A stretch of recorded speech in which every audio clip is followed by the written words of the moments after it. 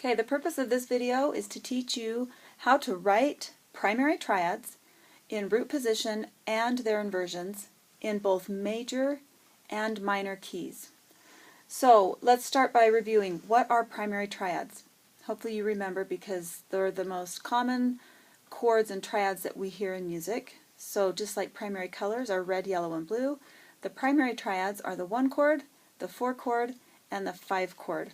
Let's take a simple key for starters. Let's do the key of C major. My 1 chord then would be the first note of a C scale. So I'm going to build a triad on C. I don't need to worry about sharps and flats because I'm in the key of C. So I will label, let's do it for the bass clef as well, C, E, G, and you label it with a capital Roman numeral 1 because we are in the key of C major. And I'll just make that more clear by putting a capital M there. Okay, the 4 chord, let's go up 4 notes, C, D, E, F, and build a chord on the 4th note of the scale. Again, the primary triads are 1, 4, and 5. So I'm going to build a triad on F, and there's my 4 chord. And then my 5 chord is right next to my 4 chord, and it is going to be a G chord, G, B, D, G, B, D, and I will label that with the Roman numeral 5. Now I said that we would do this, we would write these triads in inversion as well, but I'm looking at my computer and you don't need to know that at this point. Let's also try a minor key. Because in the minor key, we need to remember to use the harmonic form of the minor scale, which means that the 7th note of the minor scale will be raised a half step. So let's try, if we were asked to write the primary triads in the key of E minor, we first need to know what key signature we're dealing with.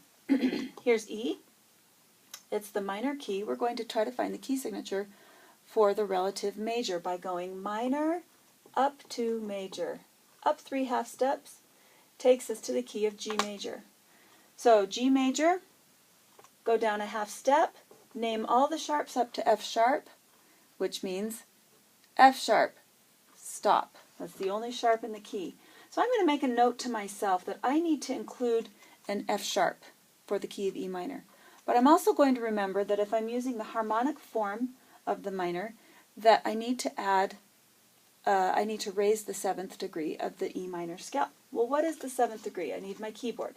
1, 2, 3, 4, 5, 6, 7. I need to include a D sharp. So I'm going to make a note to myself that when I draw my triads, I'm going to include those 2 accidentals. Now it's very simple. I'll build an E triad and an E triad. Let's do it down here. E, G, B.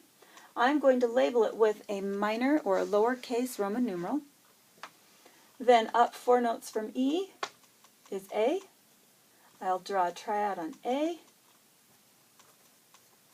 and I will label it again with a lowercase Roman numeral. And then my 5 chord will begin on B. The root will be B, B, D, F. Am I done? Now, you'll see why that is capital in a minute. Let's go back and add any F sharps that we might see. E, G, B, we're okay. A, C, E, we're okay. B, D, F, I need a sharp on F. Let's go back and add any D sharps, or D, let's turn our Ds into D sharps. I see one right here and right here. So if we look at the 5 triad, because of the accidentals, the 5 chord in a minor key is major. So I use the uppercase Roman numeral for that. So it's very simple. You need to just keep track of your accidentals, first by finding the key signature, then by using the raised 7, and that's how we do that for the minor key. That should do it.